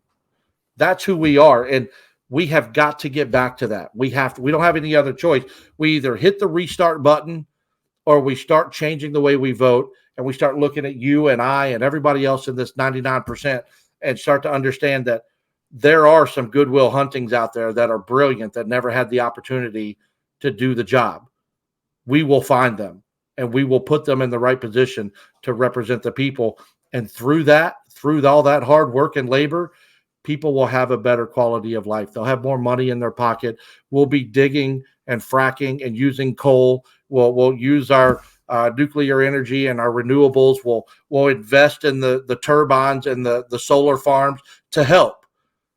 But we as Americans got to understand that we cannot fix the climate change because nobody else in the world is doing it. China's not doing it, and they're the biggest pollutant in the world. No one's going after China. What makes the United States people think that we could send hundreds of billions of dollars for climate control, but yet explain why we still have tornadoes and freezing cold weather in Minnesota in the wintertime, or New Hampshire, New England, or the earthquakes out west, or the hurricanes that hit the south? That stuff doesn't stop. That's Mother Nature, and she's not cashing the checks. So let's be realistic and understand that that money is being laundered somewhere, because you cannot buy climate change. You can't. You can do things to trying to help a little by little, like the solar farms and the wind turbines. I think those are great ideas. And I think the land that China bought in this country, we should take it back and use that land for the turbines and the solar panels. It's already bought and paid for. But the United States has got to find a way to stop dealing with the rest of the world and start handling its own issues. And everything that we've talked about today is a within the borders of the United States issue. Trucking, we've talked about the schools, we've talked about everything that's going on, or most of it, and we will find a way. If we don't have the answer, we'll find a way. We just need the American people to stand up and say, you know what, for once, I'm not going to vote the R or the D. I'm going to vote the person that is passionate about the change. And Gandhi said it. If you want to be the change, sometimes you have to be, if you want to see change, sometimes you have to be the change you want to see. Couldn't have been better put, Gandhi. No, I think that's a great place to leave it. That's a great outro. Good stamp on what your campaign stands for. People over politics at the end of the day. When it comes to winning, I think you have that's kind of where I want to end it. You're talking about preparing for being on a debate stage in February, and I know we're kind of going on time a little bit, but because this will be the last question, is that debate stage in February. I just want to make a remark on what you said about that being a blue collar person in that job, and how I think that is, I think that's what matters, and that's what's going to resonate with a lot of people out there who are listening, because there's such a disconnect between who is serving in politics and who's not. And I think that's become one of the biggest problems overall. So I think putting that stamp on that and walking with that in your campaign in general, and this is really where I was going with this, is you're running your campaign like a trucker runs an independent owner operator runs their business. They do when you're a company driver, it's a little bit different. When you become an owner operator, you somewhat become a minimalist in your expenses, learning about your truck, trying to fix its own problems, listener to the show, good friend Chris Thomas, he was tuning in earlier. He is one who he knows his truck inside and out. And that's what you're doing with this campaign. I think, if anything, a mainstream media or anything not catching on to just the story of your campaign in general is severely missing it. This story in general of just your campaign is such a good, it's an American story that definitely needs to be amplified a little bit more, because how you're running your campaign in such a minimalist aspect, making connections with people, especially there in Kentucky, because I didn't know this I saw the pictures of you with the logs and I was like, oh, I didn't know what this was. But making connections with real people doing this, not just flying in for photo ops, leaving, making those connections. This kind of brings the American people back to sea level. So I want to commend you on no matter winning or not, what the campaign you're running is one that's very noble and admirable. And I think that a lot of people need to take notes. And also, as another signal of you're still working at the end of the day. And no matter what, if you have the time, you can, no matter how you budget your time, people do need to get involved. But kind of to wrap it all up, you've mentioned it a few times now about being on the debate stage in February. How is this? Is this going to be? I'm curious about that. So how did you get there? How are you getting there? Is this a for sure thing? When's this happening? It's February 8th through the 11th down in Bradenton, Florida. Every social media, or every mainstream media outlet will be there. CNN, Fox, Newsmax, News Nation, CNBC, ABC. They will all be there. There will actually be a media row. It's a 4-day event put on by a private organization. And I was the only independent candidate they chose to invite over Robert Kennedy.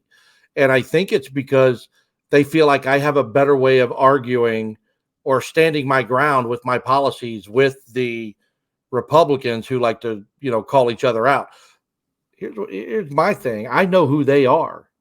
They don't know nothing about me, right? So I get to come in as an underdog and I get to call them out on their crap, and they can't rebuke me because they don't know who I am. So I think that's a good situation for me. We're getting a motorhome donated to us from a gentleman in West Virginia. We're going to be traveling we're going to get it wrapped and have our logo and everything. People Before Politics, blue collar to the White House tour. We're going to have that all on the motorhome. We're going to take it down. It'll be a rolling billboard. We'll be there for 4 days. Each day we're going to get anywhere from 2 to 5 questions. So we'll be on stage for about an hour each day.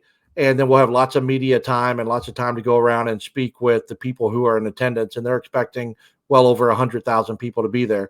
So it could skyrocket my campaign in the most tremendous way possible, because finally getting out in front of the cameras and getting on that stage and talking to them like I talk to you, being direct, being honest, being upfront, being true, I think that will resonate with a lot of people that are watching.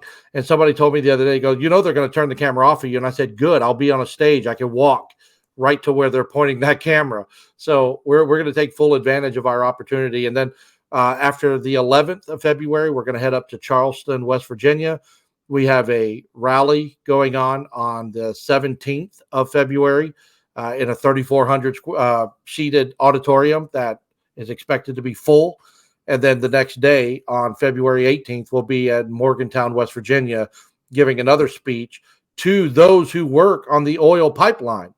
And that's where we're expected to gain a lot of traction and momentum as well, because day one of my presidency, we are reopening the pipeline. We are putting those thousands of Americans back to work, and we will start getting this country back on the track that Trump had us on when he was in office, because that is the future of this country. So we have a lot going on in the month of February. We may even be in an independent debate in Los Angeles at the end of February that'll be put up on Rumble.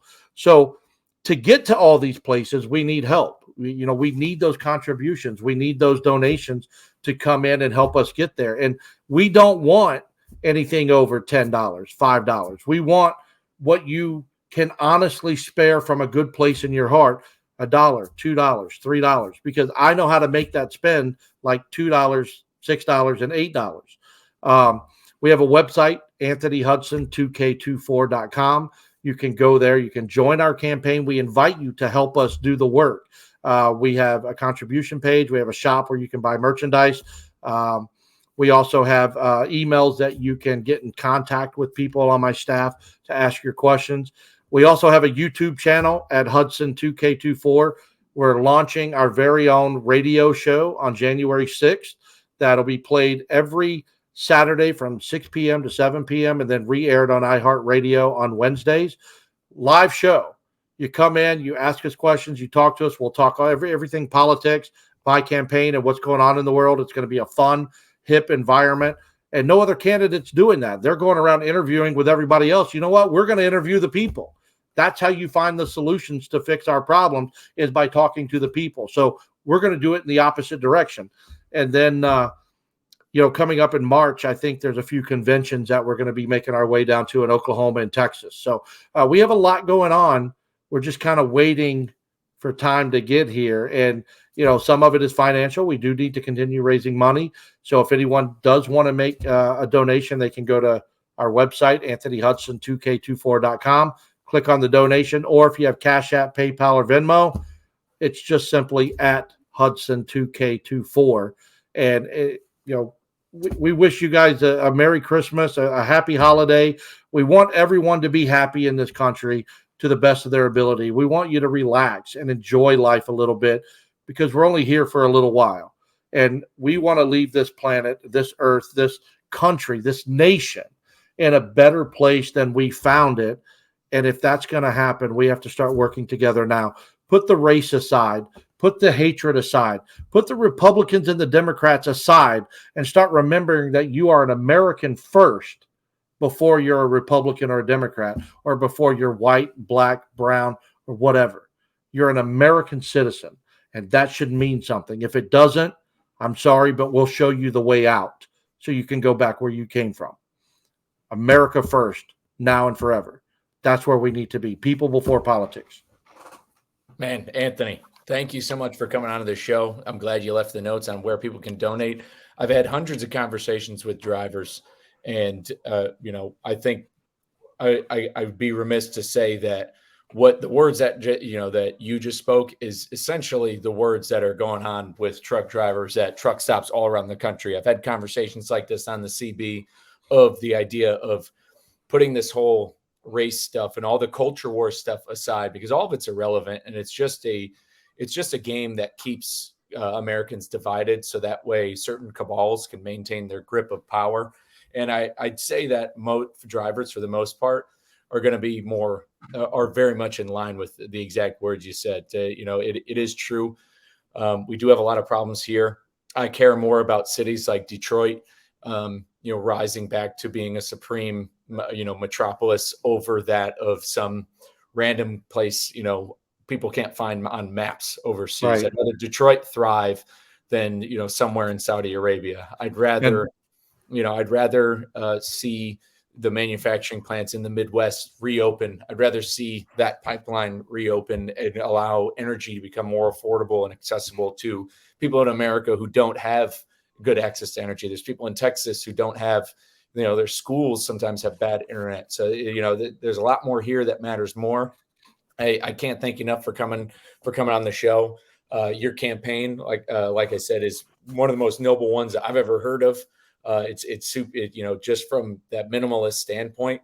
If I can make a suggestion, I don't know what you're doing December 21st, but if you're anywhere, or if you can get near Iowa 80 on December 21st, I know that Vivek Ramaswamy is going to be at Iowa 80 for a truck driver summit.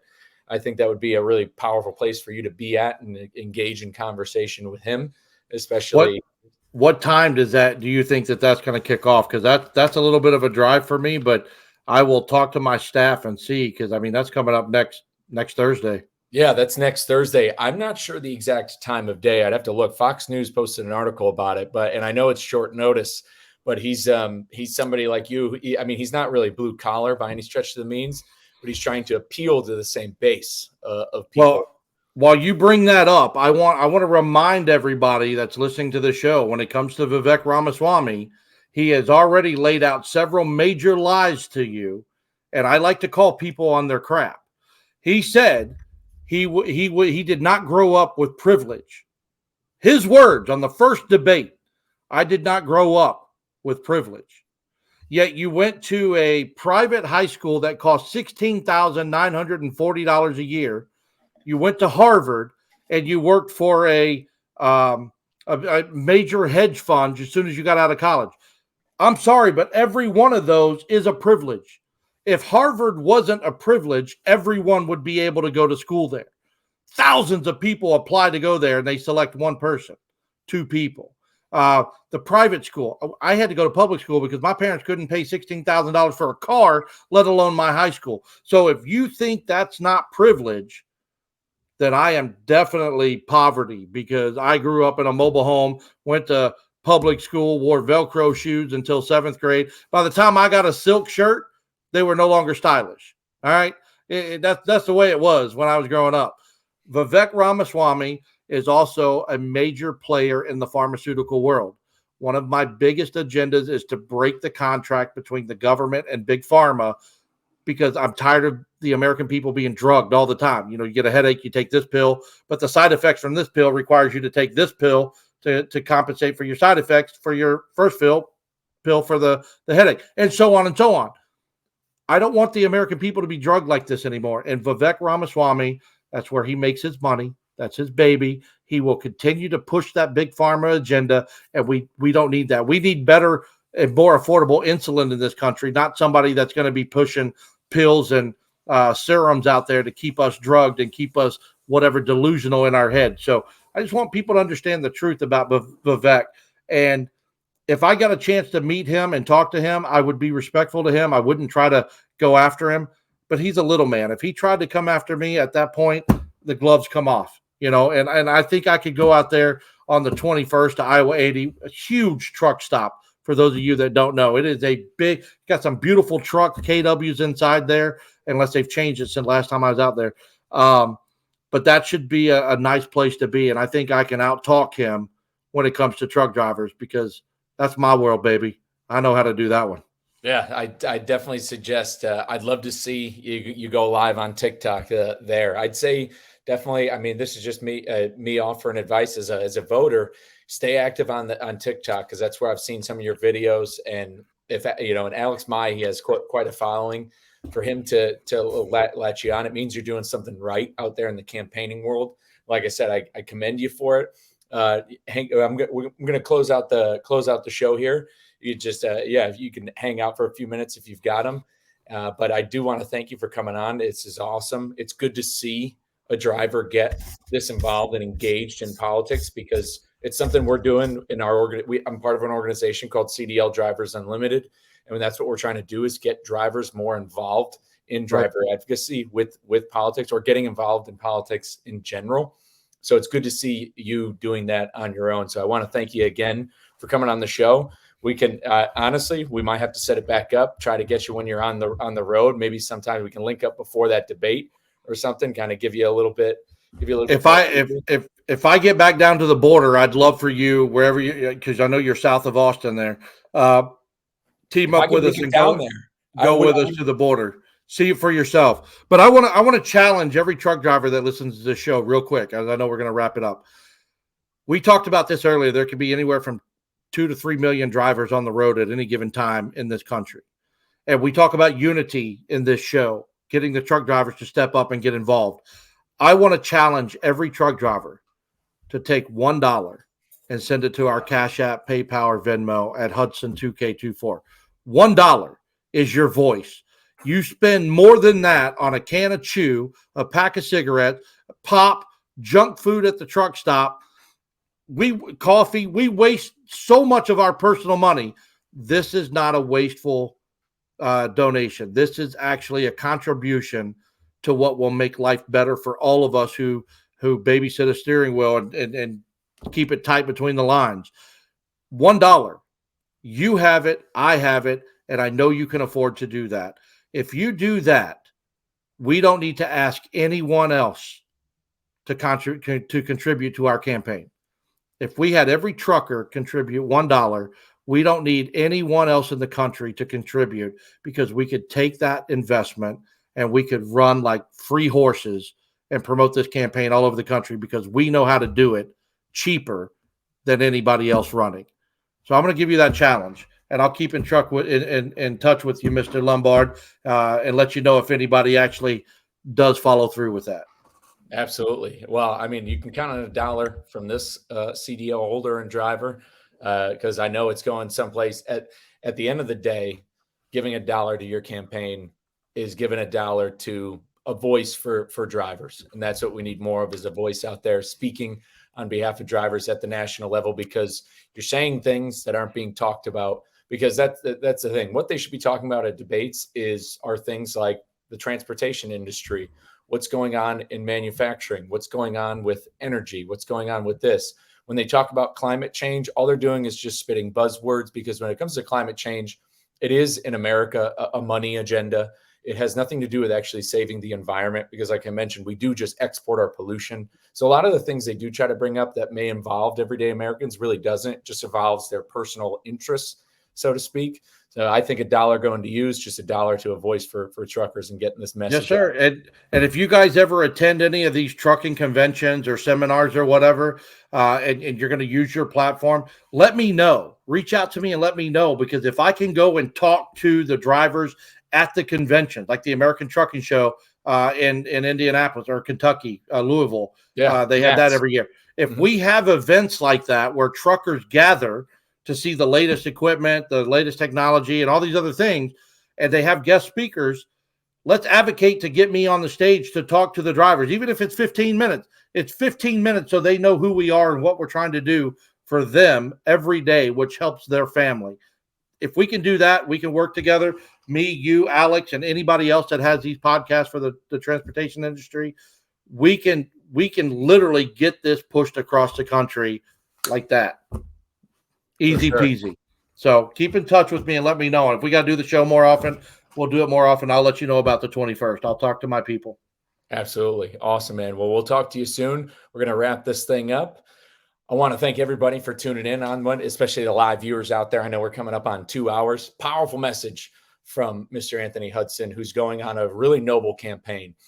We have a lot of problems that are going on in the country and in the world.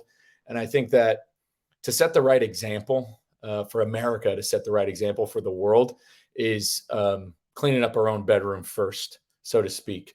When the fire, you can't put out the fire if it's coming from inside the house, so to speak. We do have a lot of issues here at the border. We have a lot of issues in transportation. We talk about these issues quite often on this show.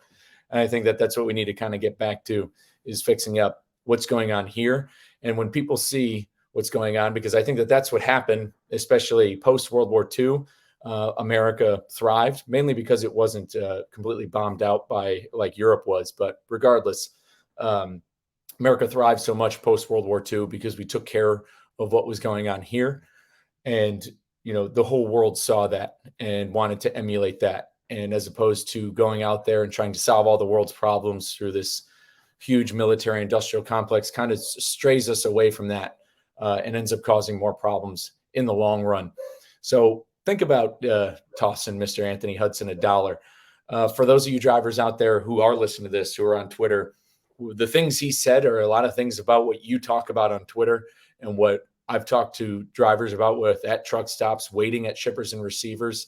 A lot of what he said, should resonate with many of you out there. We have a lot of problems going on. We have a lot of issues that start and from the top down. And when it comes to leadership at the Secretary of Transportation on down to the FMCSA, maybe we need to look ahead, because when it comes to voting for president, whether you're voting for any of the GOP candidates or whether you're going to vote for Joe Biden or another candidate, you're also voting for whoever their cabinet is going to be. And if their cabinet's going to be a Secretary of Transportation who really has nothing, I mean, should I be able to walk into a hospital and run a hospital? Probably not. Should I be able to walk into a coal mine and run a coal mine? Probably not. And I think that that's the way things should probably work, especially in higher offices that have a lot of control, because whoever controls transportation not only controls everything that goes on in the trucking and transportation industry, it involves the safety of your family members and everything like that. So think about that. Thank you once again for joining. You know where to find me, anywhere at Lombard Trucking. If you're a driver out there, I definitely want to have you on the show to talk and tell your story and what goes on in your corner, as well as anybody else who's a link there in the supply chain. Coming up within the next few episodes, I am going to have a driver come back on the show and tell his tale of an employer he just recently went to. I won't give away any names yet, but he left an employer because his miles were getting cut, decided to drive for somebody else, and ran into some issues and is owed some money. It's an interesting tale. He has a lot to say and a lot to throw on the track. So stay tuned. That'll be coming up here soon. Got a lot more great guests lined up. Should be able to get I'll definitely be recording again before the holidays. But if you don't listen to me until after, I hope everybody has a Merry Christmas and stay safe out there on the roads, wherever you are. With that, just like he says all the time, you can hear it on Channel 19. We're back to the bench. Take care.